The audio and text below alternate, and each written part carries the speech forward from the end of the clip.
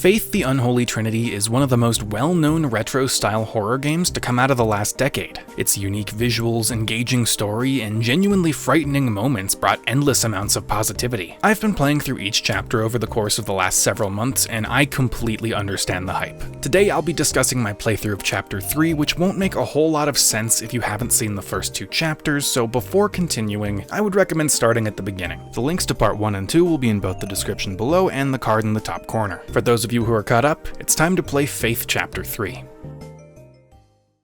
We begin with a flashback showing John Ward and Father Allred driving to the Martin household to begin Amy's exorcism. Everything in this section is in black and white with the exception of John himself. To accompany the monochromatic graphics, the dialogue is heavily muffled during this section. Father Allred asks John a series of questions about his preparedness for this exorcism, ending with a piece of advice. John is to follow his instructions exactly. He cannot trust what he may see or hear. John follows Allred into the Martins' home, meeting Bob and Cindy and being led downstairs to where Amy has been tied up. On the way there, John temporarily finds himself in a vision of the attic where he confronted Amy during Chapter 1, but this quickly disappears and they make their way to the real Amy. Father Allred tries to get her attention, having no success. Using Latin is far more effective, eliciting a response from the demon possessing the girl. John briefly witnesses a flash of Amy with a red arm protruding from her face before jolting awake in bed. The nightmares are still happening, and we just played through one, albeit a much shorter one than the last chapter. Some on-screen text informs us that only 3 days remain until the profane Sabbath takes place. A letter near the front door states that Father Garcia has been unable to find Nate or Jason Martin in the state foster care system, leading him to believe that they went to live with relatives after the slaughtering of their family. While he continues to search for the boys, he wants John to investigate the clinic where Amy worked for Gary. If we can locate where the cultists want to summon Malphus, we can put a stop to it, and the clinic is as good a place to start as any. We're given more freedom than usual to explore John's surroundings, letting us do everything from finally accessing the basement we saw last chapter to straight up stalking our neighbors through their windows. I know this is probably a vase, but I cannot help but see Purple Guy's head here. My days of being chronically online have clearly etched some scars that will never fade. John drives to the clinic, finding the place boarded up and being guarded by a police officer. There are a few Easter eggs if you walk down the street, like some graffiti on this store of some characters from other games. From left to right we have Whiteface from I'm Scared, Gaster from Undertale, and Uboa from Yume Nikki. To the left, John can pass through an unguarded fence to reach a side entrance to the clinic, bypassing the officer and making his way inside. There's a fax on the floor that Gary sent to an employee named Rhonda, reminding her of the establishment's policies to promote customer comfort and prevent surprise inspections from the Department of Health. There are a lot of concerning notes in this clinic, including talks of plans to modify the drugs given to patients, and a series of photos showing an unborn baby turning into a demon of some kind. Down the hall, John finds a crowbar that he plans to use on some boarded up doors, but attempting to reach the front door to do so results in a demonic red figure bursting forward and dragging him away. This gives us hands down my favorite cutscene in the game, showing John being wheeled through the halls of the clinic while strapped to a gurney. It's so well made. The rotoscoping is the best it's ever looked, and it's incredibly unsettling. John wakes up, finding himself unable to loosen the restraints of the gurney, although he can still move around, albeit very slowly. Whatever creature dragged him down here is making noises and drawing closer. Considering the fact that every other gurney in this room has a dead body strapped to it, John needs to hide. Is that Loss? I'm sorry? It might be. I'm hidden, right? Am I hidden behind Loss? Using the power of a meme from 2008, John successfully conceals himself from the demon, waiting until its back is turned before frantically wheeling himself away. It follows, forcing him into another hiding spot, this time behind several corpses atop other gurneys. It eventually leaves, with John wheeling himself towards the staircase back to the main floor. He can't exactly wheel himself up a staircase, but thankfully the officer from earlier stumbles upon him and undoes the restraints. The two men head upstairs, only to be attacked by the same demon, crashing through windows and barreling towards them. The officer helps out a decent amount here by shooting the thing to stun it while John holds up his crucifix. After defeating it, John pries the boards off the front door and the two head outside, only to find that the officer's car has been set ablaze by the locals. He chases after them, but it does not go well for him. If you're to leave at this point, John will get a vision of a locked door next to the bodies he hid behind in the basement. This is an indicator of the actions you need to take to get the game's true ending. There are a total of 3 secret bosses you need to defeat to get the true ending, and I'll be taking on all of them. To find the secret boss in the clinic, John has to head all the way back to the gurney in the basement, strapping himself back in and waiting next to the locked door until it opens all on its own. Then, John wheels himself in.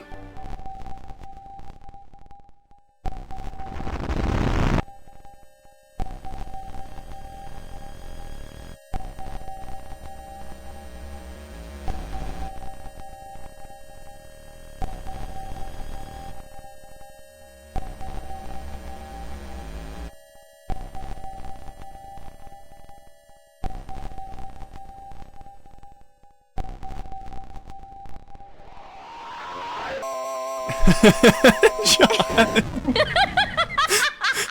To the north of his newly shattered gurney, John finds a woman standing in the middle of a room filled with red symbols and candles. John asks her if she's seen Nate and Jason. She tells him that the children belong to Gary now. When John asks who Gary is, she spews out what sounds like a pre-programmed response. Gary is a normal human being just like you and me. As John tries to leave, the woman tries to get him to stay because the little ones haven't eaten in days. The baby she's holding is revealed to have a wide, jagged smile and red eyes. John attempts to exorcise the two only to be attacked by waves of other red-eyed babies crawling across the floor at him. They don't seem to do damage, but they do slow John down, so it's good to get rid of them as quickly as possible while also making sure to damage the boss herself. After dealing enough damage to her, the babies will stop focusing on John, instead crawling towards the boss and encompassing her entirely. At this point, you need to shift your strategy. The boss cannot be directly damaged, forcing you to focus on the individual babies crawling through the windows. Occasionally, one of the babies will crawl off of her and make its way towards the corner of the room. If you don't take out the baby in time, it'll morph into a ganglier version of itself that can actually harm John. The more demon babies he exorcises, the more will fall off the boss, allowing her to be damaged again. Eventually, the babies try to crawl off of her, but holding up the crucifix during this animation will end the fight for good. Leaving the boss area results in John finding a note from Gary on the ground where he taunts him for being unable to find the twins. He signs it off how he always does. Gary loves you. We get a cutscene of John driving home, during which we get a visual of a mysterious gray room with a pit or something in the center being covered by a seal. By defeating the secret boss in the clinic, John was able to remove one component of this seal. Defeating each of the secret bosses will fully destroy it, allowing us to venture to further unknown depths. For now, John goes to bed, continuing his dream from the previous night. Amy laughs maniacally as Father Allred holds his crucifix up to her. Allred tells John to recite the prayer of exorcism, but the book containing the passage keeps teleporting away from him. After collecting it enough times, Mr. and Mrs. Martin enter the room. John ushers them upstairs so the demon can't make use of them, but when he returns, Father Allred is dead. A message is written in blood on the floor, telling John to take the crucifix and save Amy. John picks it up, jolting awake once again. 2 days remain until the profane Sabbath. 3 letters lay near the front door today, 2 of which being from a woman named Lisa. She desperately pleads for John to help her, as she believes someone to be watching her. In the first letter, Lisa insists that John get the spare key from her neighbor, Tiffany, but she retracts this in her second letter, claiming that Tiffany cannot be trusted. The second letter states that they are in the apartment. They watch her and make noises, and she hasn't slept in days. Supposedly, her neighbors won't allow her to leave. This sounds like the ramblings of an insane person, but considering how some of the documents from yesterday implicate Lisa's neighbor Tiffany as an employee at the clinic, I'm inclined to believe her. The final letter is from Father Garcia. He tells John that there's an apartment building in New Haven where the cult may be attempting to summon Malphus. Conveniently, it's the same apartment where Lisa is having her encounters. It sounds like something is seriously wrong there, and it's up to John to stop it. John makes his way to the apartment, heading inside and taking a look around. Lisa lives in apartment 5A, but we have 10 whole floors to explore. Well, 9. The stairs leading to the 7th floor don't exist, and the elevator refuses to go there when the button is pressed. In the mail room, John finds a letter addressed to him sitting on the floor. It's a letter from Lisa apologizing for worrying him and claiming that she is completely fine now and will be taking an extended vacation. If the complete 180 wasn't a dead enough giveaway that Lisa did not write this note, her change in formality absolutely should. In her previous 2 letters, she writes to John and signs off as Lisa, but this letter is written to Mr. Ward and is signed with her full name. There's a staircase right next to the mailroom that leads to the basement, but heading down there results in an immediate death. Seriously, John, you gotta hustle when you're being attacked by a mysterious demon. It sounds like you might benefit from trying some of this video's sponsor, Gamersupps. Gamersupps' delicious energy formula can give you the energy to outrun all the demons in your life, literal or metaphorical. It comes in tons of different flavors, all of which contain essential vitamins and minerals, as well as 100 milligrams of caffeine. If you're like me and would like a tasty beverage but don't necessarily need the caffeine, every flavor comes with a caffeine-free alternative. Gamersupps has a countless amount of flavors to choose from, some with normal names and some with absolutely ridiculous ones. My personal favorite as of late is, I don't even know if I can say this on YouTube, so you know what? I'm just not going to take that risk. If you'd like to try out Gamersupps and help support the channel, use code BENAGAN at checkout to get 10% off your entire order. Every order directly supports me, and I cannot recommend the product enough. That's code BENAGAN for 10% off your order.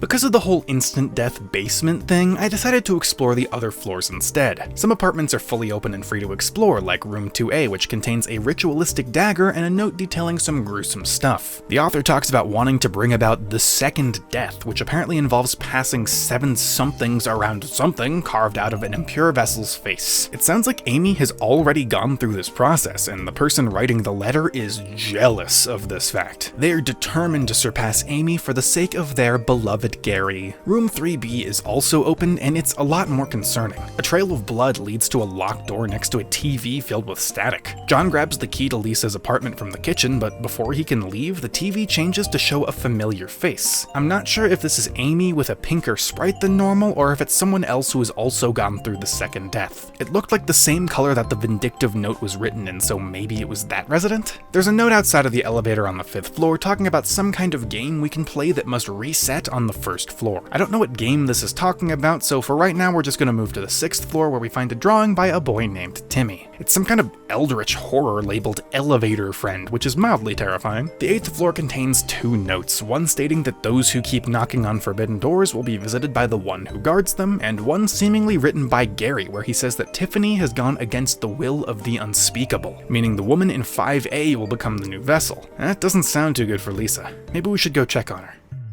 Lisa's apartment is covered in blood and, I don't know, salt? Whatever these white pixels are supposed to convey. There's a seal on the door that John can use his crucifix on, but it only causes a new symbol to appear on the wall. A blue key sits in the bathroom alongside a note from Gary. He states that if we wish to break the seal of Alu, our answer lies in the blood-stained knife and the face hiding in the dark. The seal on the door in the apartment is probably the seal of Alu, but the only knife we found wasn't covered in blood. I'm not entirely sure what this face hiding in the dark is, but maybe it's the elevator friend that Timmy drew? The note on the 8th floor said that those who keep knocking on forbidden doors will be visited by the one who guards them. If we're trying to find the elevator friend, what if we metaphorically knock on the forbidden door in the elevator? By spamming the floor 7 button, John summons the elevator friend, albeit only for a split second. After wandering the halls for a bit, the elevator friend will start descending from the ceiling to attack John. Warding him off with the crucifix enough times will cause him to drop another one of Timmy's drawings, this one saying that it's time to play the elevator game. It shows the elevator friend hitting elevator buttons, and there are Roman numerals in the bottom corner, so I can only assume we have to go to those floors in that order, but unfortunately doing so doesn't seem to do anything. In the meantime, I decided to go find that ritual knife from earlier, and sure enough, it's covered in blood now. Exercising it spawns some candles in the hallway, but not much else. The blue key from Lisa's apartment unlocks one of the doors on floor 10, which has a message written in blood next to it. Sacrifice what you cling to.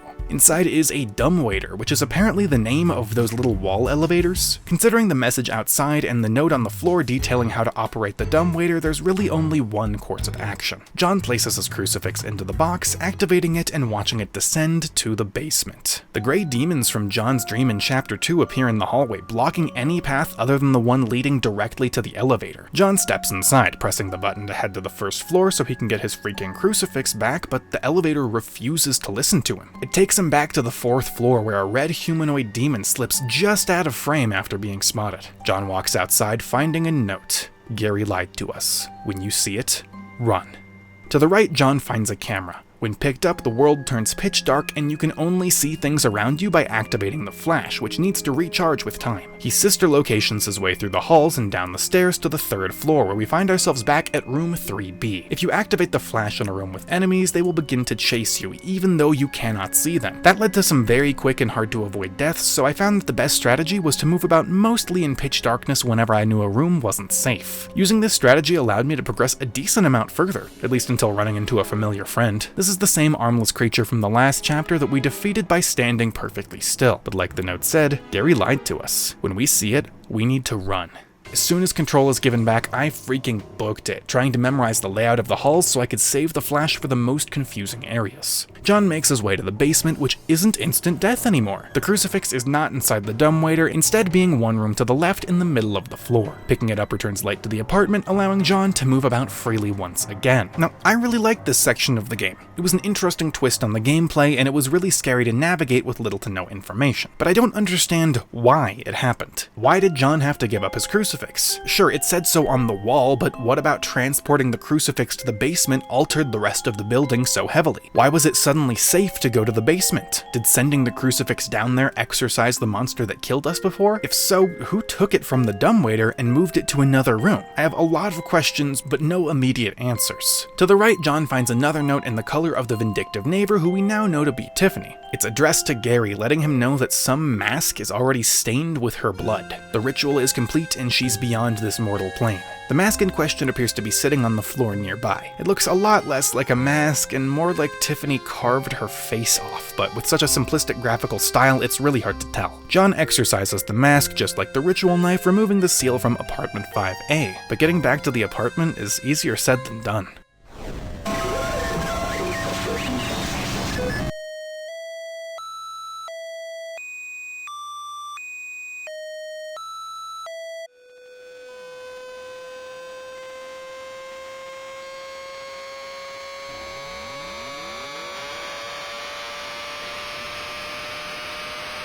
When John is temporarily turned purple like that, he's fighting for control against the demon that just tried to possess him. He quickly manages to regain control, but that's not to say we're anywhere near safe. John enters apartment 5A, opening the newly unlocked door and finding Lisa standing in the middle of 5 gray demons, each with a red symbol painted underneath. John encourages Lisa to leave the building with him, but that is not Lisa. The demon possessing her turns violent, initiating the boss fight. This boss isn't too bad, but it can be a little confusing at first. You need to hold the crucifix up to Lisa until the same demon that possessed John is forced out of her. It'll split into 5 copies, gravitating towards the 5 gray demon things surrounding them. This is similar to our fight with Amy, where one of the 5 will behave differently, telling you which one you need to attack. In this case, the fastest demon is the real one. Using your crucifix on the correct vessel will force it out once again, granting you a short window of time to deal as much damage as possible before it returns to Lisa. This process loops over and over again until you've managed to deal enough damage to scare the demon into running away. Now that the apartment is safe again, John and Lisa get to talking. She tells him that Gary is the person running this apartment, and he's trying to resurrect a demon. We knew about the whole demon thing, but Gary running the apartment is kind of insane. We can technically go home now, but the second secret boss to get the true ending is still lurking in this apartment. I actually had the right idea earlier, I was just missing a section. After defeating the elevator friend and finding Timmy's drawing about the elevator game, I tried to go to the floors written in Roman numerals at the bottom of the drawing. As it turns out, that's only half of the numbers. The first drawing also had a ton of Roman numerals. Inputting all 8 into the elevator results in some strange occurrences. The final floor in the list is the first floor, but pressing it causes the elevator to ascend to the very top instead. A hallway to the right leads John directly to Tiffany?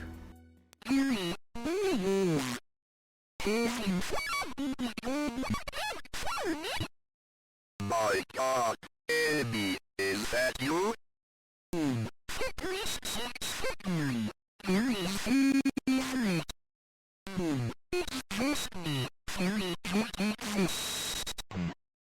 Who's Gary?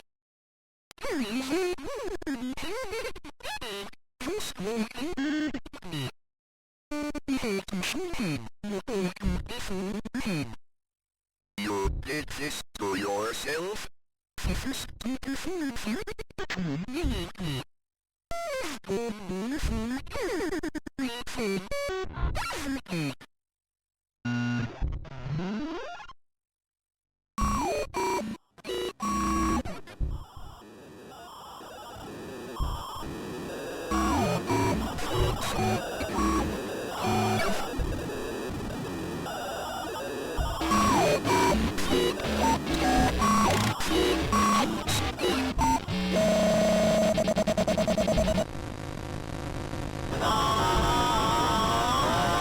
What an awesome design. Tiffany's boss fight is definitely a challenge for one specific reason. Most of the time she just walks towards you menacingly, but after dealing some damage to her, she will rocket into a random direction and start bouncing off the walls. It's possible to read what direction she'll be moving in, but reacting in time is a whole different beast. I made a whole lot of errors and died quite a few times from misreading the best direction to run in during that attack. I got a pretty good chuckle out of watching her bounce around and imagining she was the DVD logo. Defeating her results in the gigantic demonic body sprouting from her head, disintegrating into smoke. But Tiffany isn't dead yet. She'll come crawling back for you, and you need to react quickly enough to take her out one final time. Gary left another note on the floor outside the room mocking John for aiding another worthless soul. To get back down to the main level, John needs to enter the non-functional elevator and drop through this hole in the floor labeled Damnatio Memori. I am so sorry if I said that wrong. There are actually 3 holes to jump through, and since we're on floor 10, we finally reach the 7th floor. It's full of sunshine, rainbows, and candy! Oh wait, I think I was looking out my window at the beauty of nature in an attempt to cope with the nightmares laying before us. Timmy's dead body sits at the foot of this towering effigy. Exorcising this effigy causes Timmy to disappear and a note to materialize. The contents make it fairly apparent that Timmy died at some point in time, and his mother was attempting to bring him back by sacrificing others. John takes the elevator down to the ground floor, exiting the apartment and returning home. A cutscene plays showing the second part of the seal in the mysterious room disappearing before John continues his dream from the night prior. John stands next to the corpse of Father Allred, cross in hand. As he makes his way through the Martin household, this odd woman will be standing around, hiding behind various objects. Walking up to her results in this creepy cutscene of her shuffling backwards into the void. John moves to the attic, finding an irate Amy who begins to taunt him about not being able to save a woman named Meredith. John calls for help, but nobody answers.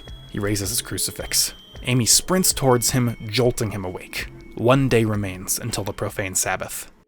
A single letter awaits John at the door. In it, Father Garcia mentions reports of children exhibiting strange behavior at a daycare. He believes that Nate and Jason may be there, meaning it may be a location where the cult attempts to summon Malphus. They're really running low on time. Father Garcia needs John to investigate the daycare and put a stop to things. Throughout the week, we've been able to stalk John's neighbors through the windows, and they're usually watching some fairly innocent and normal things on their TVs. But this time around, things are different. Erratic, demonic imagery floods their screens, flashing in and out between bouts of static. Something is seriously wrong. John makes his way to the daycare, finding it blocked off and surrounded by armed lawmen. He sneaks around the back, entering the building and beginning his investigation. One room is doused in blood, with 4 brightly colored objects in the corners. Holding up a crucifix will change their color, and a note on the ground mentions that the moon, chalice, and bird are all known as the Unholy Trinity. The fallen star shall guide them. It hints that their true colors can be found by looking to the children. There are many crayon drawings scattered throughout the building, some of which contain depictions of these vessels in a very specific color. Even my messed up 80s twin Benegeb contributed.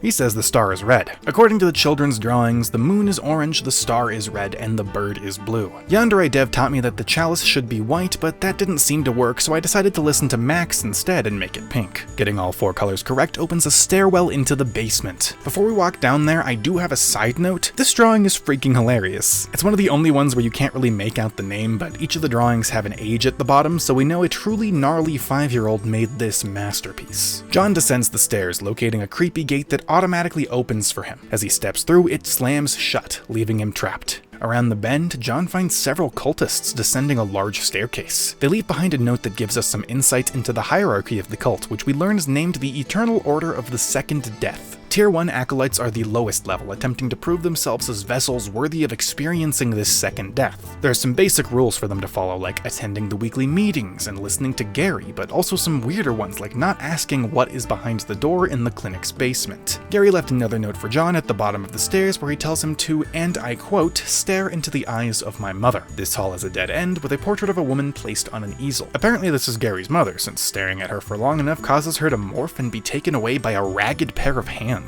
Her dilapidated form kinda reminds me of the final boss of Chapter 2. Welp, we stared into her eyes, now we can enter the hole. John follows the hallway towards a statue that was donated by the Save family. Just like last chapter, if we ever need to save our game, we'll have to walk back here. Using the crucifix on the statue earns us a note talking about Tier 2 acolytes who apparently will begin to notice shadowy figures in the corner of rooms or experience feelings of lost time when holding sharp objects. Bloody symbols will appear in their home and animals will no longer trust them. They will emit a foul odor that will cause their former loved ones to avoid them. The note refers to these horrific symptoms as marvelous blessings and encourages the acolyte to continue pledging their loyalty to Gary so they may experience the second death. We even get a fun threat. If you don't show up to the meetings and pay your tithes to the cult, your fingers will be forcibly bent backwards. Gary sure does love us. To the left is a fairly interesting puzzle with some chairs that can be rotated around in different ways using these faces on the wall. The goal is to get 5 seats in the north to face west and 5 seats in the south to face east. It took a bit of experimenting, but I eventually figured out a decent strategy to...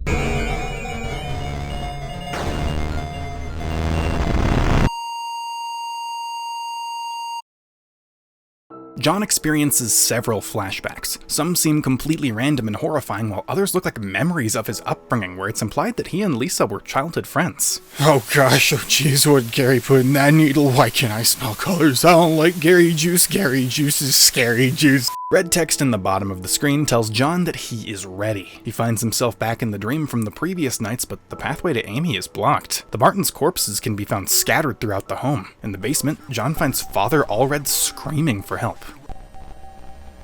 It's going to be alright, Father Ward. It's going to be alright, Father Ward.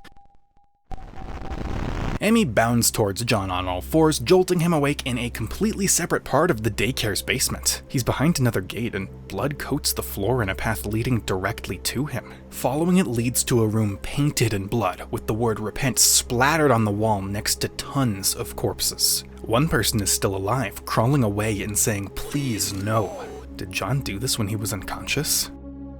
This is what Popeyes looked like when the chicken sandwich first dropped, honestly. Dude. I've seen it firsthand. North of the carnage, John finds a gigantic statue of Moloch. It has 3 slots in it, one attached to the platform hung from each hand, and one in the stomach. Examining the door in the stomach will instruct John to deliver 2 of something to the hands before placing the final thing in the navel to open the door. Down the hall is another statue from the Save family. Exercising this one earns us information about Tier 3 acolytes. This note speaks down to the acolyte, calling them filthy and corrupted. It tries to solidify the feeling of being stuck on this path with no way to return, telling the acolyte that only Gary can save them, otherwise their soul will be lost forever. This area initially felt like one giant maze to me, which I think was intentional. The hallways imitate each other with small differences like torch placement and painting content being the easiest way to tell where you are while trying to learn the layout. I think this is a really great design because you really feel crazy at the start, like you're going around in circles. There are 3 identical items that John needs to collect to complete the statue of Moloch. One to the left, one to the right, and one to the north. I started with the left, grabbing the first item and encountering an odd cultist that mutates before attacking John. His big stupid pink head is too big to fit through the hallway, so I was able to take him out just by standing in the door and holding up the crucifix. To the right, we need to play red light, green light for our next object. Getting down there is pretty simple. When this red thing turns away and says green light, you can move. When it looks towards John and says red light, you have to stay still. Most of us probably know that already. Getting back, however, is much harder, as an enemy will spawn beyond the limits of the far wall, slowly making its way towards John. I panicked really hard here and just booked it, prompting the game master to sprint towards me before giving up when it saw stairs. There are some more of those big-headed cultists this time, but I know the strategy to get past them. Why do they have grabby hands now? I placed the 2 objects in the hands of Moloch before saving the game and moving north to the last object, which was a lot harder to do than I expected. After you get 2 of the 3 things you need, this big, creepy, floating head will start to materialize in every single screen. It's just as fast as John and will ruthlessly pursue you until you defeat it. I ended up sprinting to the end of each hallway holding the cross up so I would do a small amount of damage, then moving to the next room and repeating the process. This took a while, but it was safe and effective. Defeating this will actually remove the 3rd and final seal, meaning that was the secret boss. It's not really much of a secret because it's mandatory, but maybe that was the indicator to tell you, hey, defeating enemies will remove parts of this seal? I'm not totally sure. The final object is trickier to get as it's guarded by another of the mirror demons. The object itself is inside of the mirror and John can't pick it up until the demon is defeated. These pink vines are growing over the mirror and will expand with time. You need to push them back with the crucifix before you can deal damage to the mirror demon. I only had to loop the guy like 3 times to wipe him out. It was a really quick fight. Placing the final object in the stomach opens the door and allows John to descend into the belly of the beast. A note lays at the foot of the stairs. It states that the body of the mother stayeth suspended beneath the crucible of the profane Sabbath. If thou canst unlock the final secret of the crucible, know ye this. The cross hath the power to weaken the mother, but only someone who is ablaze with purifying fire canst truly destroy it. To destroy the mother, we have to commit arson. I'm down for that. We also get to learn about Tier 4 acolytes. They fully belong in body and spirit to Gary. They have an insatiable desire to wear the ritual mask and to use the knife on themselves. But hey, it's alright, because Gary loves you, and soon you'll experience the second death. Wink. As John explores the halls, darkness begins to flood them. He He picks up a lantern, moving further through the halls and encountering birds and purple people behind fences of some sort. There's someone who looks like they're dressed in a bird costume that sprints towards John, but they are weak. John reaches a wooded area with a large seal. To remove the seal, he must follow these red symbols through the woods along 3 different pathways. More people in bird costumes will chase him along the way, forcing you to juggle between navigation and defense until you get to these restrained people who can be exercised to release each part of the seal. John enters the unsealed door, walking down a long hallway while Gary speaks cryptically about how to open a gate to hell. At the end, John finally finds Nate and Jason, but before he can do anything, Gary appears at his side. John calls out for help, coming face to face with a being made of pure light. They ask what he needs, and John begs to go home. The being tells John that if he is led to safety now, Amy's fate will be sealed upon thine head. John says he will do whatever the being asks of him as long as it takes him away from here. They make a deal. John walks away from the Martin household, now in black and white once again. That last scene where he walks away is an indicator that this is the final part of our flashback to the exorcism with Amy Martin. There was a really weird scene that confused the heck out of me at first, and I wasn't totally sure why it happened at that specific moment in time, but I assure you everything will make sense after we get through the first ending.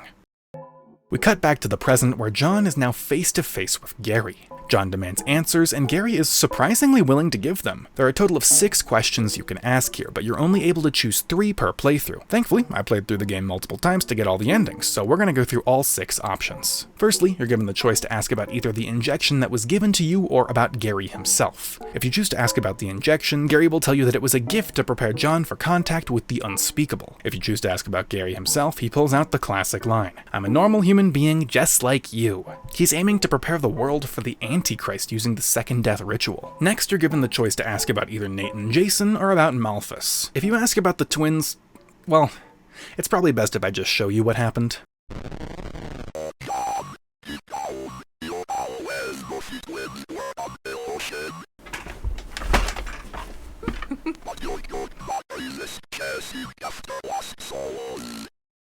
I suppose you wish they were you, just like you and Mrs. Martin.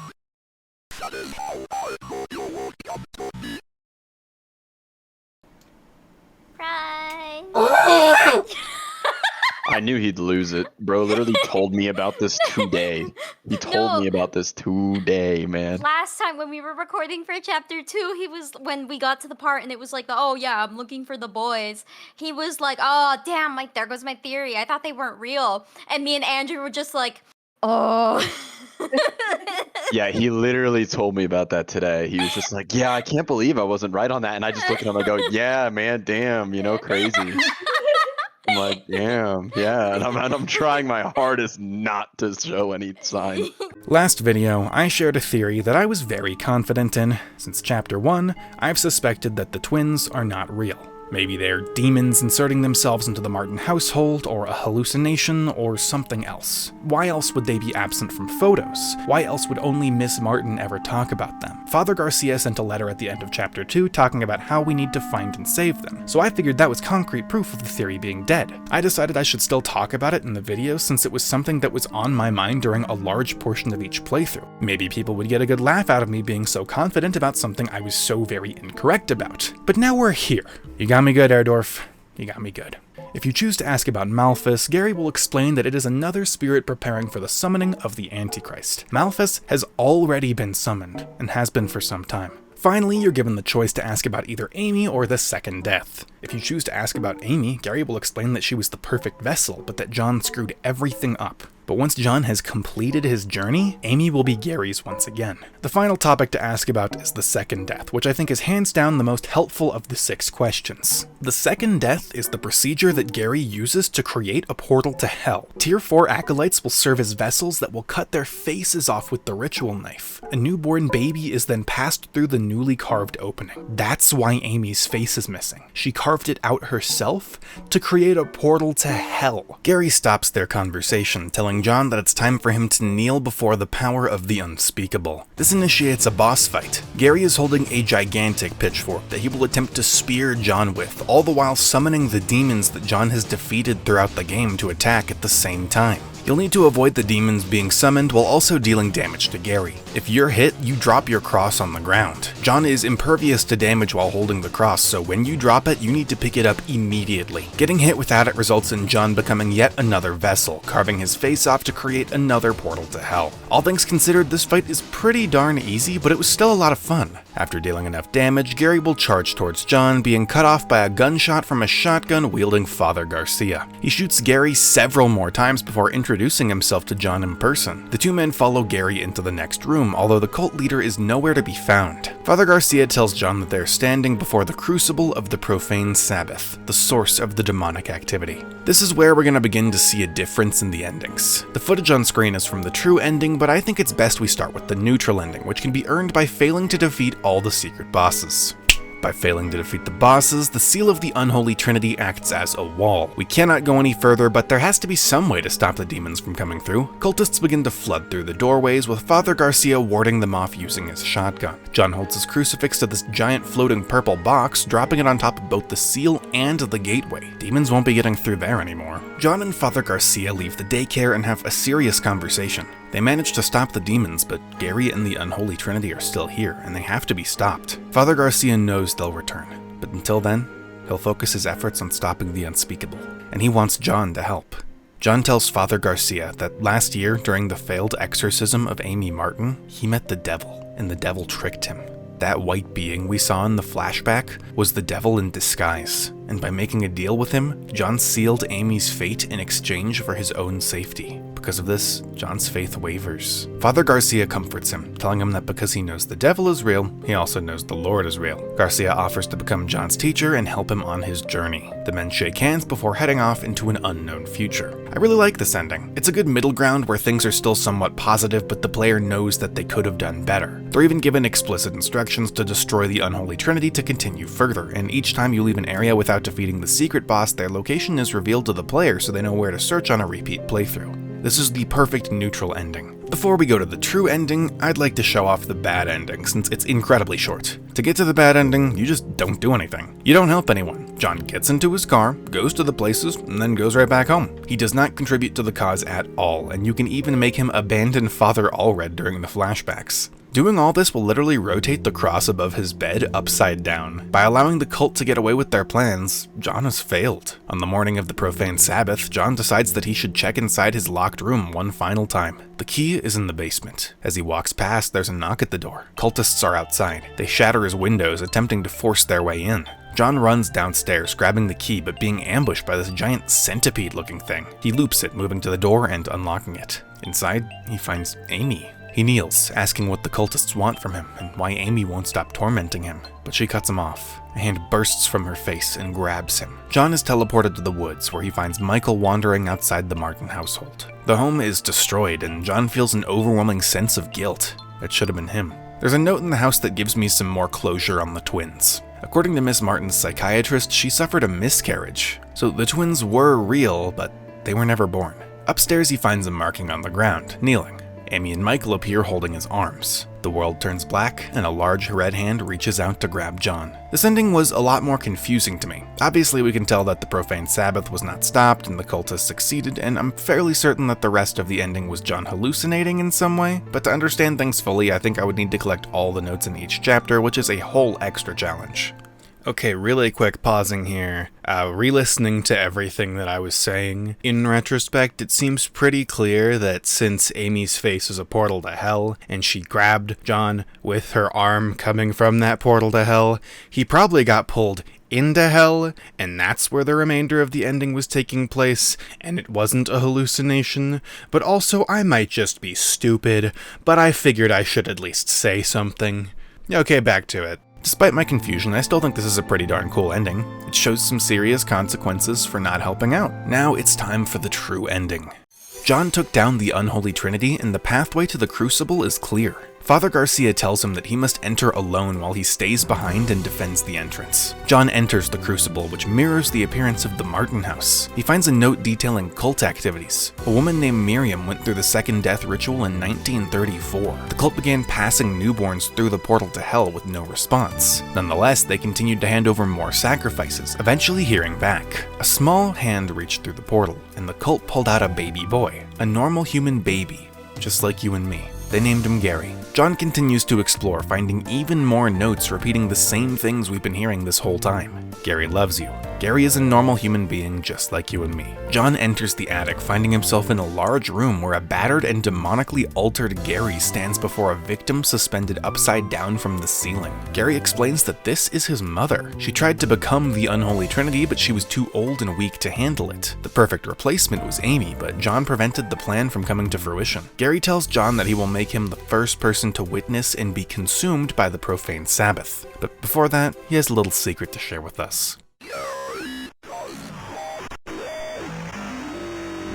You lying jerk.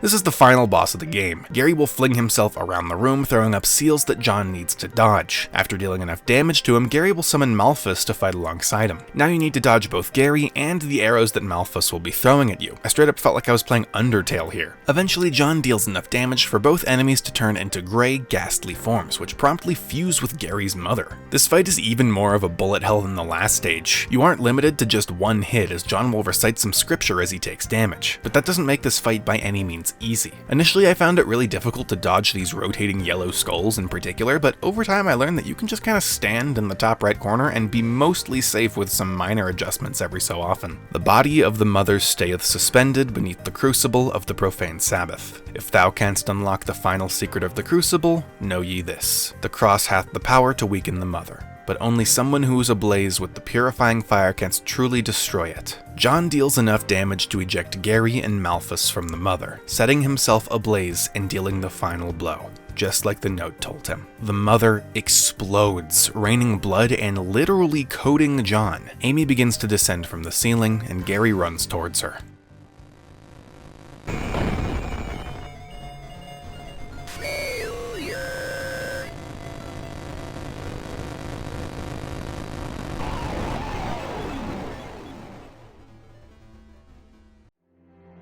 Gary is sent to hell, and Amy's face reforms. John apologizes for being unable to save her, and Amy forgives him. It's over. She can't be hurt anymore, and it's time for her to move onwards. John raises his crucifix, exorcising Amy Martin once and for all. John and Father Garcia leave the daycare. Garcia makes it very clear that while John did a lot of good today, things are far from over. The unspeakable is still alive and must be destroyed. Father Garcia invites John to join him on the journey, only to be interrupted by Lisa. She tells John that he doesn't need to keep fighting. He's done so much. If he leaves now, they can live the rest of their lives in peace. But John still has so many unanswered questions. He'll never be able to rest if he can't get the answers he needs. Lisa offers to help him find those answers. Here, you're given the choice to choose between going with Lisa or going with Father Garcia. You know who to choose. You know who. And it does not start with an L. It starts with a G. Ends with Sia. Because he's Starts with a Gar. Oh, you say Gar, I click. Let's go fight some demons. We end the game with what appears to be a Predator reference as John and Father Garcia set off to go save the world from the unspeakable.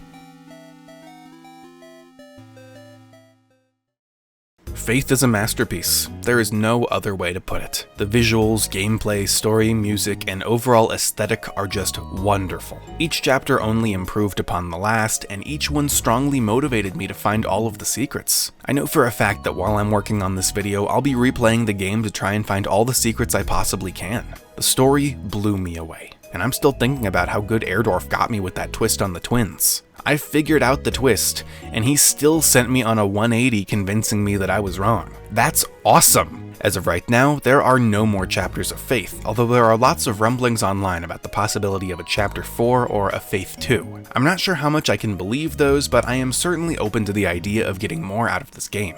It's a truly unique experience that deserves all the success that it's found. I think one of my favorite parts is that even though the game is heavily religious, you don't have to be religious to enjoy it. The group of friends who I recorded this game with were a healthy mix of both religious and not religious people, and every single one of us loved the game. I cannot recommend Faith enough. As always, I would highly recommend grabbing a copy and playing through it yourself. Hearing me talk about my playthrough is a very different experience than playing it firsthand, and Faith is one of those games that you really need to try.